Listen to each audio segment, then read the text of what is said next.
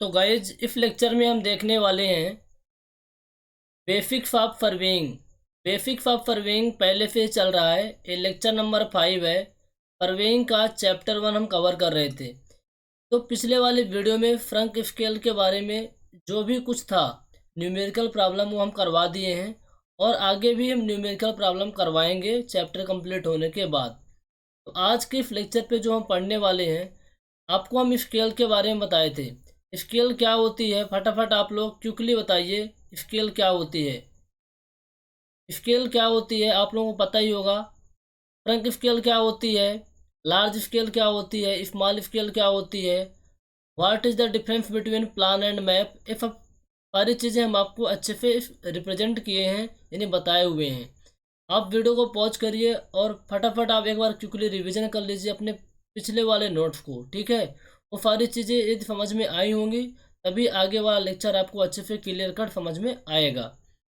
तो स्केल क्या होती है भाई? स्केल आप होती क्या है? Distance on map upon distance on ground. ये चीज़ मैं आपको बताया था।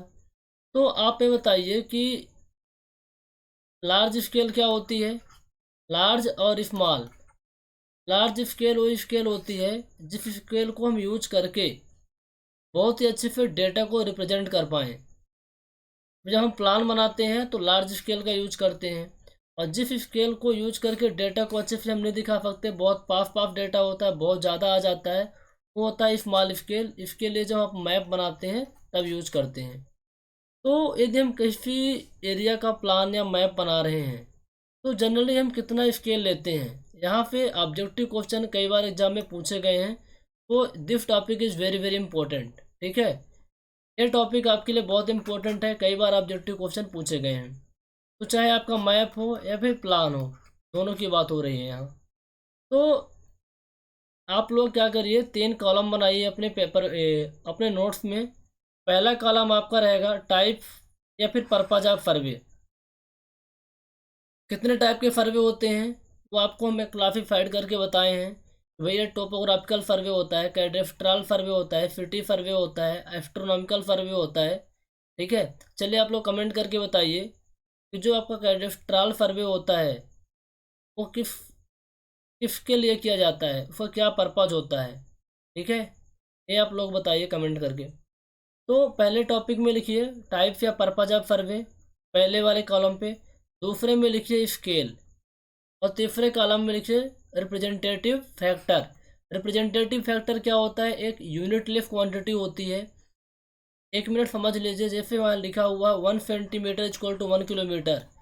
ये आपका इंजीनियर्स स्केल है। क्या है बेटा? इंजीनियर्स स्केल है। यदि इसको हम सेम यूनिट में कन्वर्ट कर दें, 1 सेंटीमीटर अपॉन 1 किलोमीटर, तो 1 किलोमीटर में 1000 मीटर और 1 मीटर में 100 सेंटीमीटर। ये आपका इतना हो जाएगा 1 × 10⁵। ये आपका क्या है? रिप्रेजेंटेटिव फ्रैक्शन है, रिप्रेजेंटेटिव फ्रैक्शन है, या फिर रिप्रेजेंटेटिव स्केल कई बार हम बोल देते हैं। तो आपका पहला है आपका जो सर्वे, टोपोग्राफिकल सर्वे। कौन सा सर्वे? Topographical survey. टोपोग्राफिकल सर्वे क्या होता है? ये चीज़ें हम पहले बता चुके हैं कि भैया किसी भी एरिया का टोपोग्राफी के बारे में पता किया जाता है। कुछ नेचुरल फीचर होते हैं जैसे रिवर्स हो गया, हिल्स हो गया, लेक हो गई। कुछ आर्टिफिशियल फीचर होते हैं, आर्टिफिशियल बिल्डिंग हो गया, रोड हो गया। इन सब की लोकेशन को दिखाना होता है ना, इन सब की लोकेशन को दिखाना होता है। तो उन सब के लोकेशन को मैप में दिखाने के लिए कौन सी स्केल यूज की जाती है? यदि हम बिल्डिंग की बात करें, बिल्डिंग क्या है? एक आर्टिफिशियल फीचर है। तो बिल्डिंग के लिए हम यूज करते हैं 1 centimetre equal to 10 metre. 1 centimetre equal to 10 metre, यानी जो चीज़ें 10 मीटर ग्राउंड में हैं, 10 मीटर, उसको मैप में 1 सेंटीमीटर लिखेंगे, या फिर उससे छोटा होना चाहिए। तो 1 सेंटीमीटर इक्वल टू 10 मीटर, ये लिखा हुआ है ना। 1 मीटर को सेंटीमीटर में आप कन्वर्ट करो, कितना हो जाएगा? और सेंटीमीटर तो कितना हो जाएगा? सेंटीमीटर सेंटीमीटर आपका कट गया, 1/1000। ये आपका क्या हुआ? Representative fraction. सभी का इसी तरीके से किया हुआ है, ठीक है।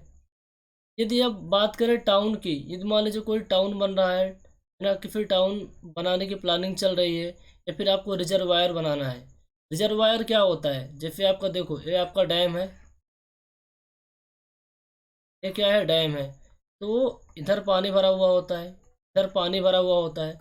ये आपका डैम की बॉडी होती है, ये डैम की बॉडी है, ये क्या है, आपकी डैम की बॉडी है। और जिधर पानी भरा हुआ होता है ना, उसे क्या बोलते हैं, रिजर्वायर। क्या बोलते हैं, रिजर्वायर।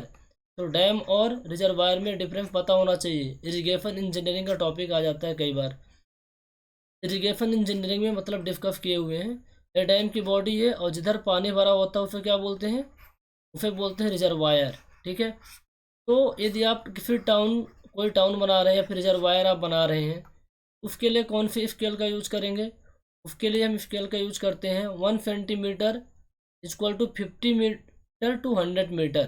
ठीक है, 1 centimetre equal to 50 metre to 100 metre, इस स्केल का हम यूज करते हैं। इसका आप रिप्रेजेंटेटिव फ्रैक्शन निकाल लेंगे, बहुत सिंपल है। मीटर को सेंटीमीटर में कन्वर्ट करना है। यदि कोई टोपोग्राफिक मैप है, उस केस में हम लेते हैं 1 centimetre equal to 0.25 kilometre to 2.5 kilometre. ठीक है, यानी 0.25 किलोमीटर से लेके जो 2.5 किलोमीटर की एरिया है, केस में हम लेते हैं 1 सेंटीमीटर। इसका भी आप रिप्रेजेंटेटिव फ्रैक्शन निकाल लेना। 1 किलोमीटर में कितना होता है, 1000 मीटर। ठीक है। कैडेस्ट्रल मैप, कैडेस्ट्रल क्या होता है, कैडेस्ट्रल सर्वे हम कब करते हैं, चलो हम ही बता देते हैं।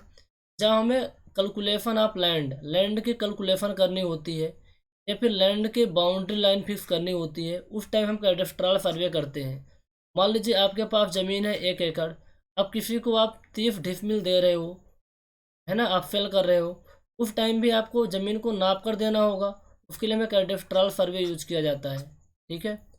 तो 1 centimetre equal to 5 metre to 0.5 kilometre, यानी 5 मीटर से लेकर के आधा किलोमीटर तक एरिया को 1 सेंटीमीटर में हम रिप्रेजेंट करते हैं। इसका भी रिप्रेजेंटेटिव फ्रैक्शन लिख लेना यार, सिंपल है ना। क्या होता है, लिख सकते हो, इसमें क्या है, 5 और 1/5, 1 मीटर में 100 सेंटीमीटर, 1/500 हो जाएगा। इसी तरीके से इसको भी कर लेना। अब क्या क्या बताऊँ, 0.5 यानी 1/0.5, 1 किलोमीटर में 1000 मीटर, और 1000 मीटर हो गया।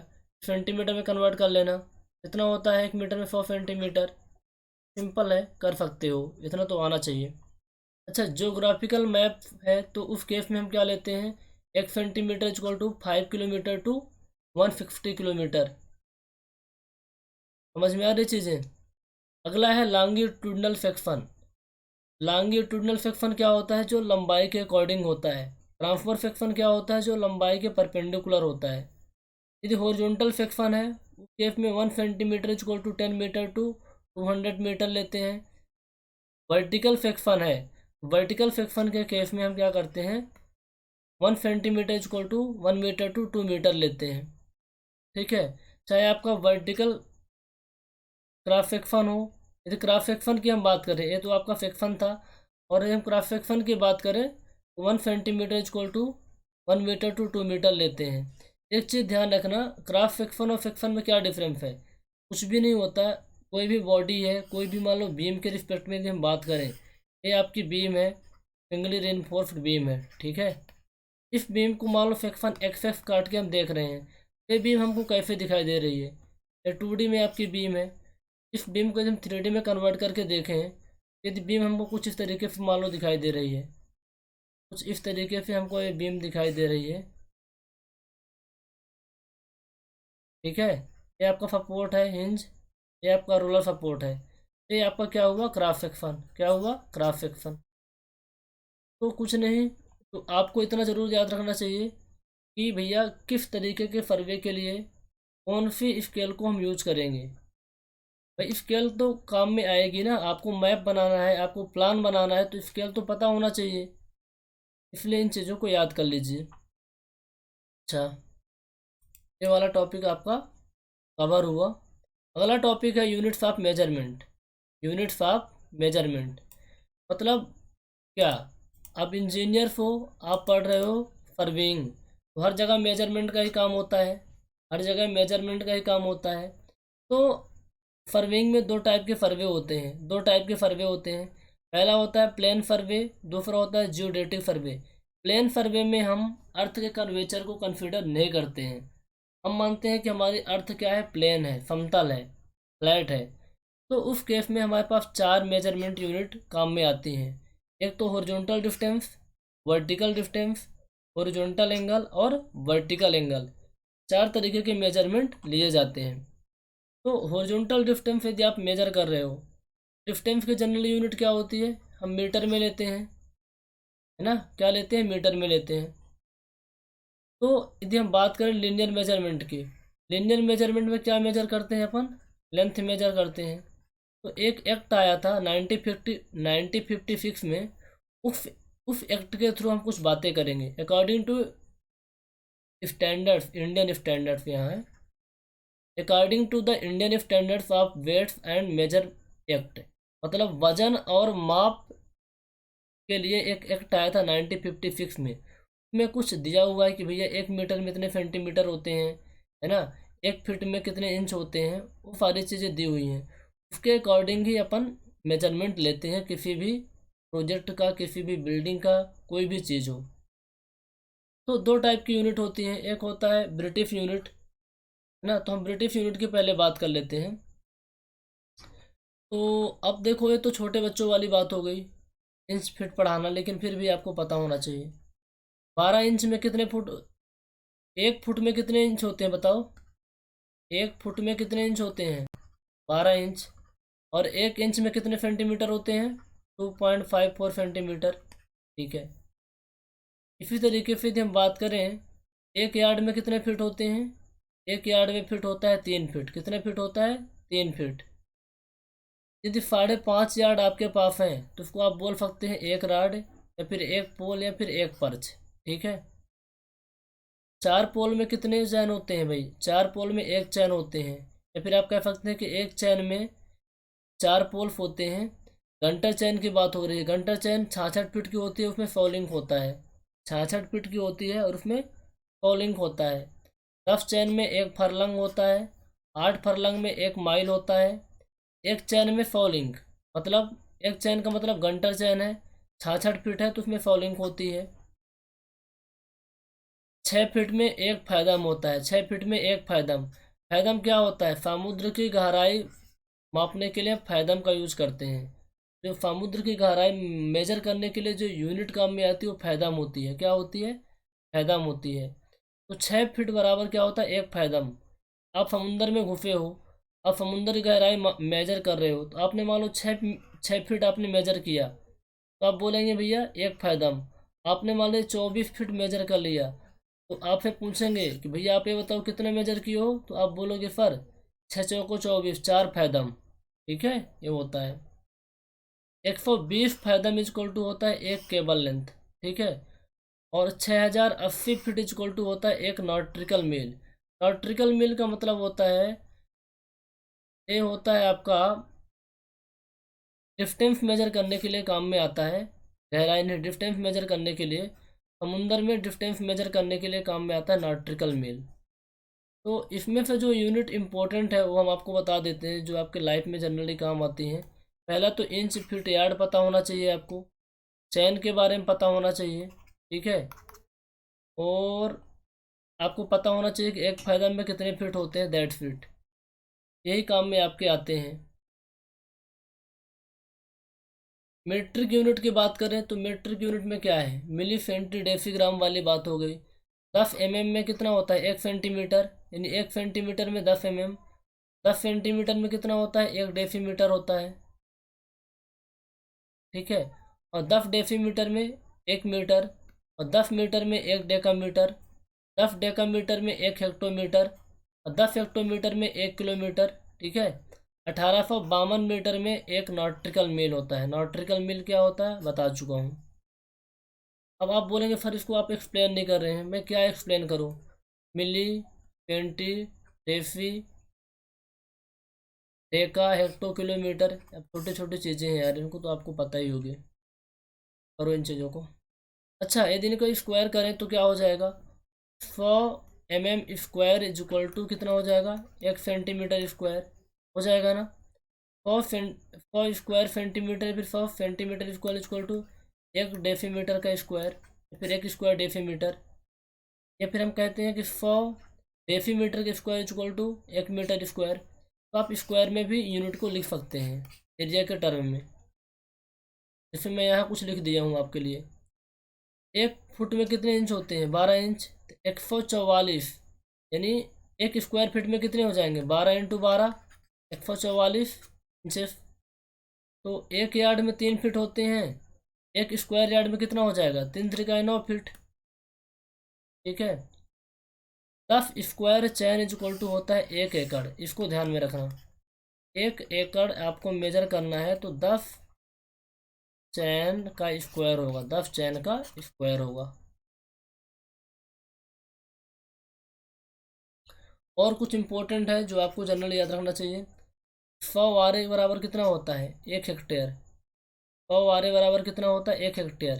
अच्छा, 1 हेक्टेयर में कितने किलोमीटर होते हैं, 2.45 या 54 के अकॉर्डिंग कुछ होता है, आप देख लेना किलोमीटर में, यानी 2.5 एकड़ के समथिंग होता है, इतना पता है। 100 हेक्टेयर में कितना होता है भैया, 100 हेक्टेयर में 1 किलोमीटर स्क्वायर होता है, 1 किलोमीटर स्क्वायर। और 100 स्क्वायर मीटर में 1 आरे होता है, 100 स्क्वायर मीटर में 1 आरे होता है। पता है कि 100 आरे इज इक्वल टू कितना होता है, 1 एकड़। 1 एकड़ तो 1 आरे कितना होता है, 1 आरे कितना होता है, 1 आरे आपका होता है 10 मीटर लंबा और 10 मीटर चौड़ा, यानी 10 मीटर का स्क्वायर। ये सब ध्यान में रखो, छोटी छोटी यूनिट है। जनरली एग्जाम में तो डायरेक्ट नहीं पूछेगा, पूछ भी सकता है, बट आपको पता होना चाहिए। यदि हम एंगल की बात करें, हमको एंगल भी मेजर करना होता है। यदि हमें एंगल मेजर करना है तो एंगल मेजरमेंट के लिए दो सिस्टम जनरली काम में आता है, एक होता है सेक्साजेसिमल सिस्टम, दूसरा होता है आवर सिस्टम। जैसे आपका सर्कल है, एक पूरा आपका क्या सरकमफ्रेंस है, एक सरकमफ्रेंस में कितने डिग्री होता है, 360 डिग्री, और 1 डिग्री में कितने मिनट होते हैं, 60 मिनट। मिनट में एक कामा रहता है, और 1 मिनट में 60 सेकंड, सेकंड में डबल कामा होता है। आवर सिस्टम में क्या होता है, एक सरकमफ्रेंस यदि आप चल रहे हैं तो 24 घंटे, और 1 आवर में 60 मिनट, और 1 मिनट में 60 सेकंड। ये आपका क्या है, आवर सिस्टम है। बस यही है, यूनिट मेजरमेंट टॉपिक में ये चीज़ें इंपॉर्टेंट थी, तो मैंने डिस्कस किया। और इस चैप्टर में क्या रह गया है अभी तक, अच्छा अभी आपको वर्नियर स्केल हम नहीं पढ़ाए हैं। वर्नियर स्केल क्या होती है, वर्नियर स्केल क्या होती है, इस पर हम बात कर लेते हैं ज़रा सा। स्केल तो पता चल गया, ऐसे एक होता है प्लेन स्केल, डायगोनल स्केल और वर्नियर स्केल। हम में आ रहे हैं बस 10 मिनट। तो 3 टाइप की स्केल होती हैं, ठीक है, प्लेन स्केल, डायगोनल स्केल और वर्नियर स्केल। आज हम बात करने वाले हैं गाइज वर्नियर स्केल के बारे में। तो वर्नियर स्केल की ज़रूरत क्यों पड़ी, जब हमारे पास प्लेन स्केल था, डायगोनल स्केल थी, तो वर्नियर स्केल की ज़रूरत क्यों पड़ी। देखो, वर्नियर स्केल से हम किसी भी चीज़ का मेजरमेंट बहुत ही प्रिसीजन से, हाई प्रिसीजन से ले सकते हैं। मतलब इसमें एक्यूरेसी 100% होती है, बहुत ही हाई एक्यूरेसी होती है, बहुत ही हाई एक्यूरेसी होती है वर्नियर स्केल में। ठीक है, इसका यूज किस लिए करते हैं, to take measurement with high degree of precision. किसी भी रीडिंग को बहुत सटीकता से लेने के लिए यूज किया जाता है। मान लो आपने कोई रीडिंग लिया, ये थी आपकी 10.6 मीटर, ठीक है, 10.6 मीटर। ये नॉर्मल स्केल को आपने यूज किया था, किसको, नॉर्मल स्केल को। और आपने मान लो यूज किया वर्नियर स्केल, आपने क्या यूज किया, वर्नियर स्केल। ये आ रहा है 10.643 मीटर, इसमें हाई प्रिसीजन मिल रहा है आपको। ठीक है, होता कुछ नहीं है वर्नियर स्केल, आपके पास जो मेन स्केल होती है ना, ये आपकी मेन स्केल है, ये क्या है आपका मेन स्केल है। और मेन स्केल के ऊपर क्या होती है, वर्नियर स्केल होती है। मेन स्केल के ऊपर क्या होती है, वर्नियर स्केल होती है। ये आपकी क्या है, वर्नियर स्केल होती है, ठीक है। अब ए मेन स्केल के बहुत सारे डिवीजन है, एक डिवीजन, दूसरा, तीसरा, ये सब क्या है, डिवीजन ऑफ मेन स्केल है, डिवीजन ऑफ मेन स्केल, ठीक है। इसी तरीके से आप जो आपके वर्नियर स्केल है इसको भी आप डिवीजन दे सकते हैं। ये सब क्या है, डिवीजन ऑफ वर्नियर स्केल,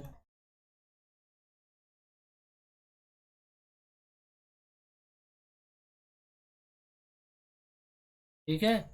तो आपके मेन स्केल है, मेन स्केल के ऊपर वर्नियर स्केल लगी होती है और उसमें भी डिवीजन होते हैं, उसमें भी डिवीजन होते हैं। तो जो वर्नियर स्केल होती है इसके तीन टाइप होते हैं, कितने टाइप होते हैं, तीन टाइप होते हैं, तीन तरह के वर्नियर स्केल आती है। पहला जो आपका है, types of vernier scale heading बनाइए, direct vernier scale, retrograde vernier scale और डबल वर्नियर स्केल, तीन टाइप की स्केल होती है, ठीक है। तो डायरेक्ट वर्नियर स्केल क्या होती है उस पर हम बात करेंगे। डायरेक्ट वर्नियर स्केल क्या होती है, डायरेक्ट वर्नियर स्केल का दूसरा नाम होता है forward vernier scale, forward, forward vernier scale, ठीक है। तो अब डायरेक्ट वर्नियर स्केल होती है क्या, इसमें क्या खासियत होती है, देखो इसमें कुछ नहीं होता, सेम उसी तरीके से होता है। ये आपका मेन स्केल होगा, मेन स्केल होगा, मेन स्केल के ऊपर क्या होती है आपकी, वर्नियर स्केल होती है, वर्नियर स्केल होती है।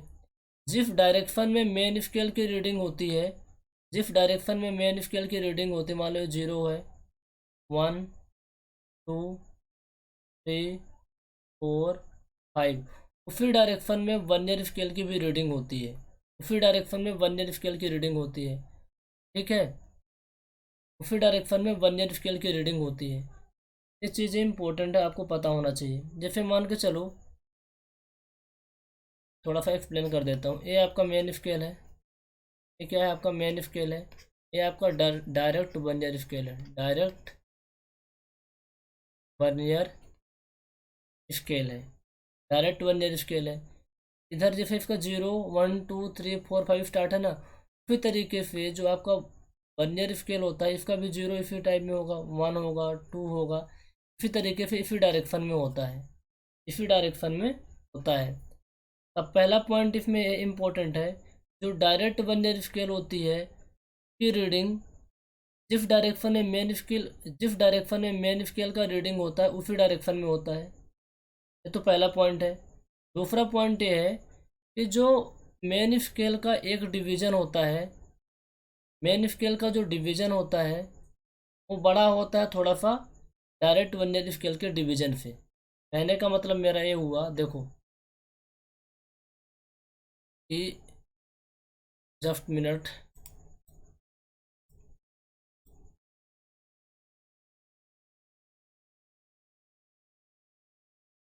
समझ लीजिए, समझ लेंगे तो बहुत कुछ करने की ज़रूरत नहीं पड़ेगी। ये आपका क्या है, मेन स्केल है, ये आपका मेन स्केल है और ये आपका वर्नियर स्केल है, ठीक है। ये आपका मेन स्केल है, ये आपका डायरेक्ट वर्नियर स्केल है, ठीक है। अब इसमें हम रीडिंग ले रहे हैं। ये मान के चलो 0 से स्टार्ट है, 0 1 2 3 4 5, इस तरीके से रीडिंग है इसमें, ठीक है, इस तरीके से रीडिंग है। और उसमें क्या होगा आपका, इसमें 1 फिर 2 फिर 3 4 फिर 5, इस तरीके से आपका डायरेक्ट वर्नियर स्केल का भी डिवीज़न होगा। तो एक डिवीज़न इसका मेन स्केल का आपका एक डिवीज़न हो गया, ये मेन स्केल का डिवीज़न हो गया जिसको हम एफ पे लिख रहे हैं। और ये जो डिवीज़न हुआ आपका, ये जो डिवीज़न हुआ, ये हुआ डायरेक्ट वर्नियर स्केल का जिसको हम वी पे लिख रहे हैं। तो जो वी होता है ना थोड़ा सा छोटा होता है, थोड़ा सा छोटा होता है किस पे, एफ पे। यानी डायरेक्ट वर्नियर स्केल का एक डिवीज़न मेन स्केल के एक डिवीजन से थोड़ा सा छोटा होता है, थोड़ा सा छोटा होता है। इसलिए मैंने 2 पॉइंट यहाँ लिखा है। पहला पॉइंट ये लिखा हूँ कि direct vernier has division slightly farther than that the main scale division. Direct vernier scale का जो एक डिवीजन होता है मेन स्केल के एक डिवीजन से थोड़ा सा छोटा होता है। दूसरा पॉइंट मैंने क्या लिखा है कि direct vernier is calibrated in the same direction of main scale. कहने का मतलब ये है डायरेक्ट वर्नियर स्केल की रीडिंग उसी डायरेक्शन में होती है जिस डायरेक्शन में मेन स्केल की रीडिंग होती है। ये आपको पता चल गया कि जो डायरेक्ट वर्नियर स्केल का एक डिवीजन होता है मेन स्केल के एक डिवीजन से छोटा होता है। तो मैंने कहा कि जो आपका वी है, डायग्राम फिर से बना लीजिए। डायग्राम बनाने से आपका कोई नुकसान नहीं होने वाला है। जितनी बार डायग्राम बनाएंगे उतनी अच्छी प्रैक्टिस होती है।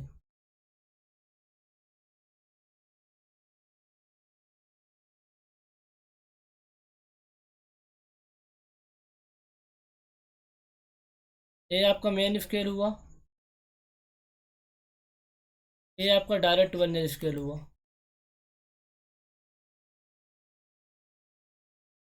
ठीक है, अब देखो मेन स्केल में भी डिवीजन होंगे।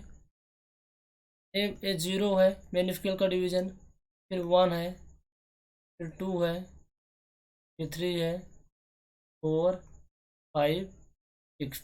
एक जो रेड कलर से मैं लिखा हूँ ये मेन स्केल के डिवीजन है। किसके डिवीजन है? मेन स्केल के डिवीजन है। जो मैं ग्रीन कलर से लिख रहा हूँ, ग्रीन कलर से, वो डिवीजन किसके हैं?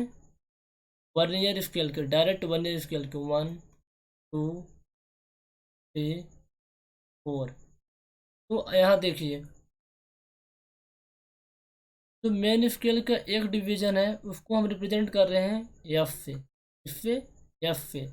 जो डायरेक्ट वर्नियर स्केल का एक डिवीजन है इसको हम रिप्रेजेंट कर रहे हैं वी से। तो जो वी होता है स्लाइटली लेफ्ट देन होता है एफ से। कितना? एफ से। तो आप बताइए यदि total number of division N है, total number of division N है, कहने का मतलब क्या हुआ? यदि मान लो मेन स्केल में एन डिवीजन है,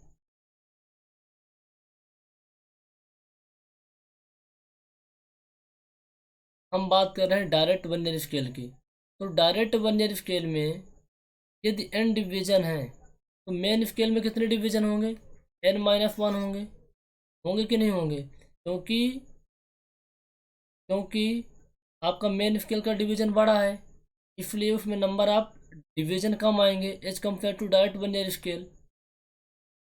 समझ में आ रही बात? मेन स्केल का डिवीजन बड़ा है डायरेक्ट वर्नियर स्केल के डिवीजन से, इसलिए जिसमें नंबर ऑफ डिवीजन थोड़ा सा कम आएंगे as compared to direct vernier scale. तो n-1 into F is equal to N into V लिख सकते हैं हम, number of division of direct vernier scale into 1 division of main scale. तो आप लिख लीजिए, समझ में आ जाएगा। Where F is equal to 1 division of main scale, 1 division of main scale. ठीक है, V is equal to 1 division of direct vernier scale, 1 division of direct vernier scale. ठीक है, एफ क्या था आपका? 1 division of main scale. V क्या था? 1 division of direct vernier scale. अब इस इक्वेशन कैसे आई, आई होप आपको समझ में आ रहा होगा कि पता है कि एन इज मतलब जो आपका वी है लेफ्ट देन एफ है थोड़ा सा, इसलिए इसलिए इस चीज़ें इक्वेशन में आई हुई है। तो वी इज इक्वल टू कितना हो जाएगा? चलिए करिए फटाफट। वी इज इक्वल टू आपका हो जाएगा n-1 upon N into F, N into F. तो डायरेक्ट वर्नियर स्केल को यूज करके हम कम से कम कितना लेंथ मेजर कर सकते हैं? कम से कम की बात हो रही है। तो ये क्या है? v is less than f है, तो f माइनस यदि हम v करें तो जितना भी आएगा उतना कम से कम तो हम मेजर कर ही सकते हैं। जो लिफ्ट काउंट होगा आपका इतना तो होगा एफ माइनस वी। देखो ऐसा लिख सकते हो, हमें पता है, we know that in direct vernier scale, direct vernier scale, one division of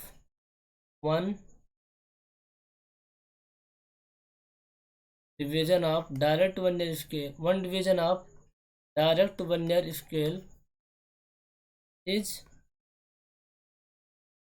partly less than one division of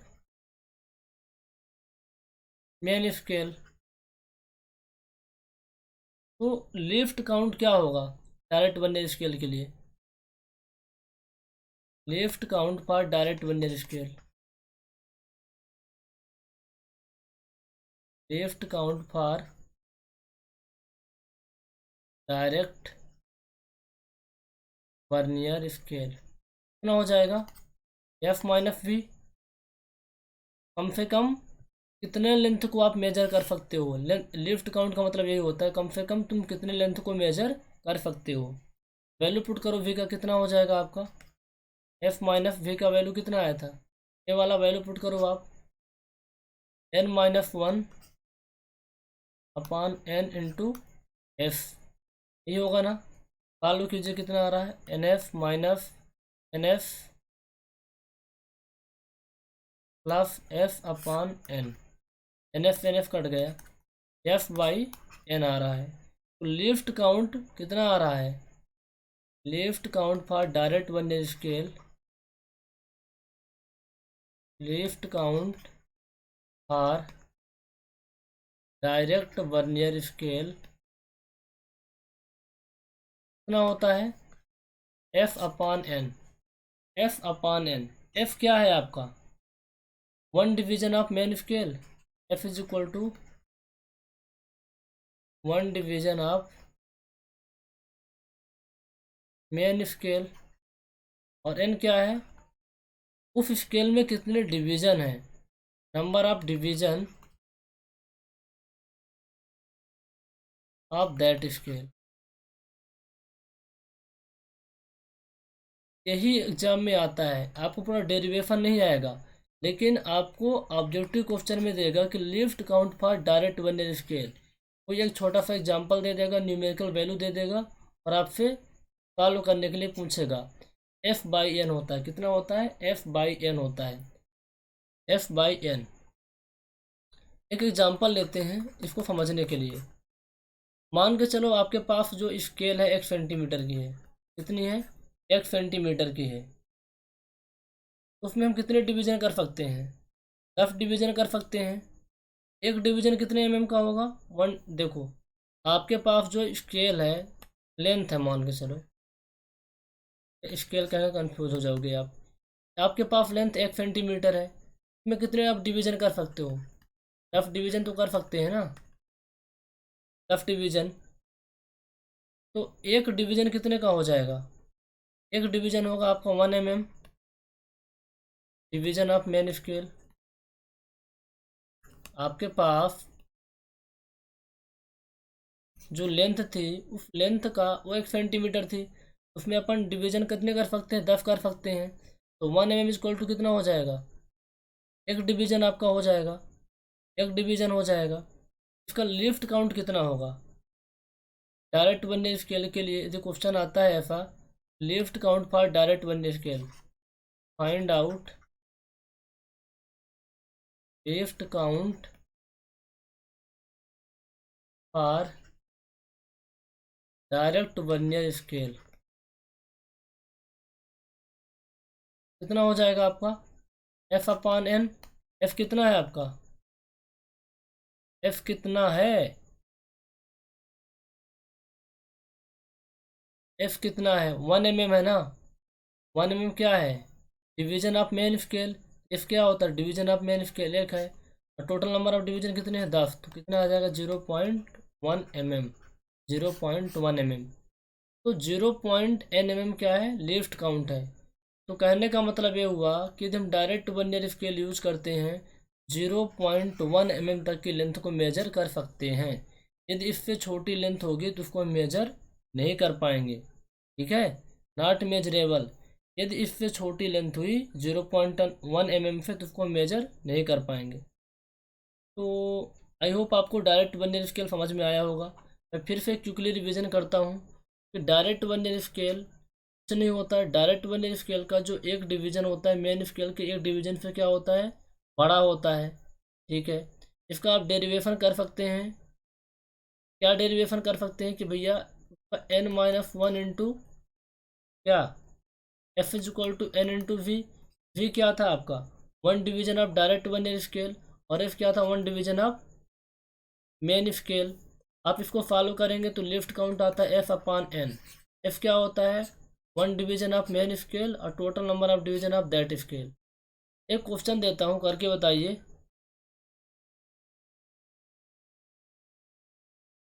question देता हूँ, करके बताइए फटाफट। क्वेश्चन मैं लिख देता हूँ, ज़्यादा सही रहेगा।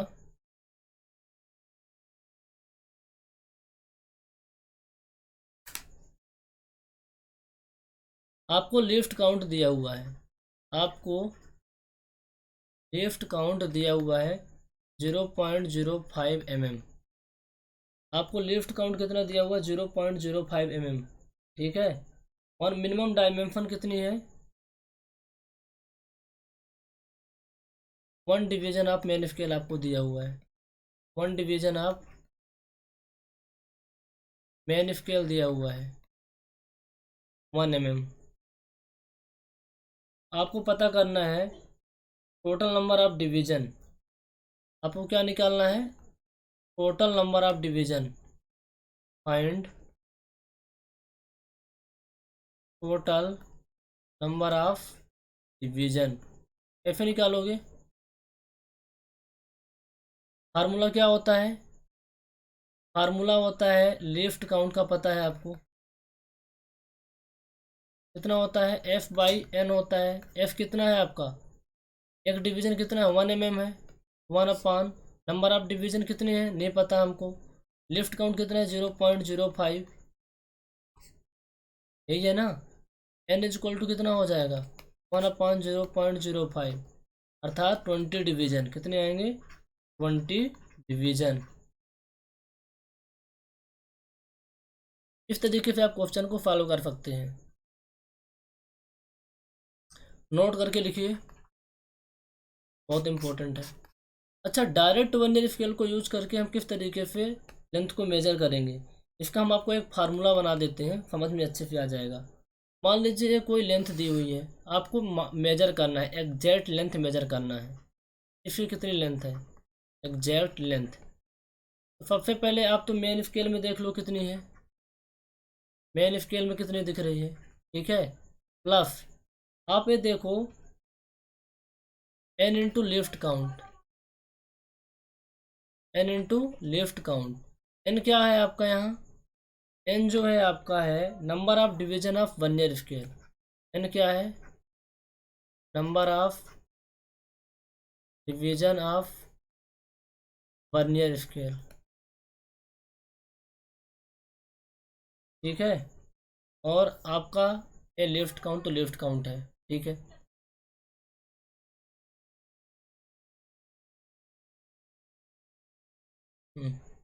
तो अब इफ का लेंथ हमें मेजर करना था, समझो, इसका हमें लेंथ मेजर करना था, इस लाइन का ए से बी पॉइंट के बीच हमें लेंथ मेजर करना था। तो हम लेके आएंगे वर्नियर स्केल। तो सबसे पहले देखेंगे कि भैया कि यहाँ तक मैंने मेजर कर लिया, मान के चलो, पता चला यहाँ तक 6 सेंटीमीटर है। कितना है, 6 सेंटीमीटर है। फिर मैंने देखा कि यहाँ तक मान लो 6 सेंटीमीटर है, फिर आगे का सेंटीमीटर में नहीं है। तो मैंने देखा कितने खाने हैं वर्नियर स्केल के, मैंने देखा 1 2 3 4 5 हैं। कितने हैं, 5 हैं। लिफ्ट काउंट कितना है, वो लिफ्ट काउंट से मल्टीप्लाई कर देंगे तो वैल्यू आ जाएगी। मान के चलो लिफ्ट काउंट यहाँ पास है 0.01, 6 सेंटीमीटर प्लस 0.01, 1 2 3 4 5, आपकी एग्जैक्ट लेंथ आ जाएगी, ठीक है। एग्जैक्ट लेंथ निकालने के लिए main scale reading plus N यानी क्या होता है, number of division of vernier scale into least count. इसकी सहायता से आप निकाल सकते हैं एग्जैक्ट लेंथ। ये फार्मूला बहुत इंपॉर्टेंट है, अभी हम क्वेश्चन करवाएंगे तो बहुत काम की चीज़, बहुत काम में आने वाला है। तो आपका पहला स्केल कंप्लीट हुआ, कौन सा स्केल, डायरेक्ट वर्नियर स्केल। अब हम क्या करेंगे, अब हम करने वाले हैं अगला जो आपका लेक्चर होगा उसमें हम देखेंगे रेट्रोग्रेड वर्नियर स्केल और डबल वर्नियर स्केल। साथ के साथ इससे कुछ हम ऑब्जेक्टिव और न्यूमेरिकल प्रॉब्लम भी करेंगे। तो गाइस, यदि आप चैनल पे पहली बार विजिट किए हैं तो चैनल को सब्सक्राइब कर लीजिए। इस चैनल में सिविल इंजीनियरिंग से रिलेटेड वीडियो हम डालते रहते हैं। यदि आप किसी भी कॉम्पिटिटिव एग्ज़ाम की तैयारी कर रहे हैं, किसी भी स्टेट का एई का एग्ज़ाम हो या फिर जेई का एग्ज़ाम हो, तो आपके लिए चैनल बहुत इम्पोर्टेंट होगा। अभी हमारा स्पेशल बैच चल रहा है एफएससी जेई, और आपका सब इंजीनियर एग्ज़ाम होता है जो मध्य प्रदेश में। तो यदि आप ज्वाइन करना चाहते हैं तो ज्वाइन कर सकते हैं। इसका कंप्लीट डिटेल आपको मिलेगा इस नंबर पे 9340888429 पे। आप व्हाट्सअप या कॉल के थ्रू जानकारी ले सकते हैं। ठीक है guys, thank you so much, have a nice day.